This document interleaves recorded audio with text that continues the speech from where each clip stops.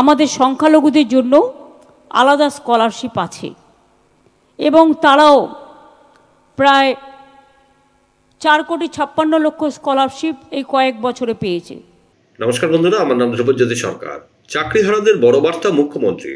শিক্ষক দিবসের অনুষ্ঠানে মমতা ব্যানার্জি।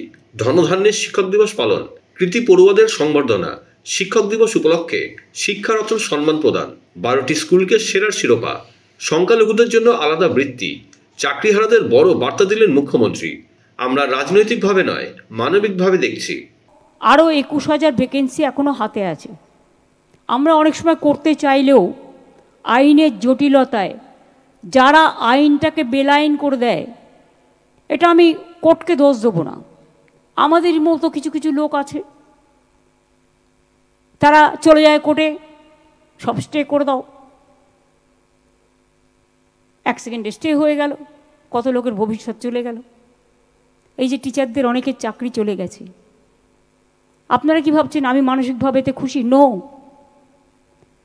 যারা চাকরি করত, যাদের আনটেন্টেড, তাই তো তো তাদের জন্য অলরেডি আমরা প্রসেস শুরু করে দিয়েছি এবং তাদের বয়স কনসিডার করা হয়েছে, যেহেতু তারা 10 বছর 12 বছর কেউ চাকরি করেছে, তাদের 10% এক্সট্রা এক্সপিরিয়েন্সের জন্য রাখা হয়েছে। তাদের বয়স, যে যার বয়স আছে তারা অ্যাপ্লাই করতে পারবে। প্রায় 30% রাখা হয়েছে, যেটা তারা সুযোগটা পেতে পারে পরীক্ষা দিয়ে, কারণ কোর্টের অর্ডার অনুযায়ী। এখানে আমাদের হাত পা বাঁধা, কিন্তু আমরা যেটা করতে পারি সেটা হচ্ছে আমরা তাদের অ্যাডভান্টেজ দিয়েছি যাতে পরীক্ষা দিয়ে তারা স্বমহিমায় ফিরে আসতে পারে।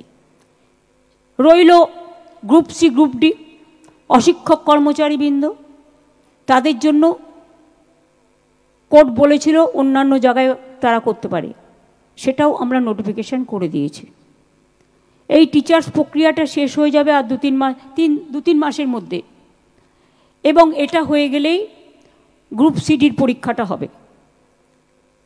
আমি এক্সপিরিয়েন্সটাকে কাউন্ট করার জন্য সিএসকে বলবো লিগালি কথা বলে নিয়ে, কারণ যারা অলরেডি 10-12 বছর চাকরি করেছে তাদের বয়সটা তো ওভার হয়ে গেছে। সুতরাং if it is consider, then that can be reconsider also. আর রইলেও পড়ে আমার হাতে আরও কিছু, যারা বেচারা টিচারিতে কাজ করেও আজকে অযোগ্য প্রমাণিত হয়েছে।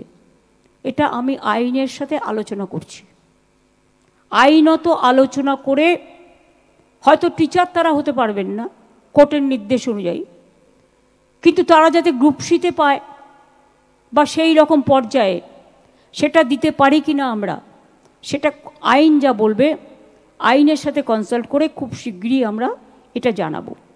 আমি কাউকে হতাশ হতে বারণ করব, তার কারণ আমাদের সরকার হচ্ছে মানবিক সরকার এবং আমাদের দৃষ্টিভঙ্গি অলওয়েজ আমরা পলিটিক্যালি দেখি না, আমরা মানবিকভাবে দেখি।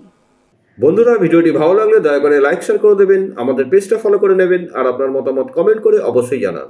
ধন্যবাদ।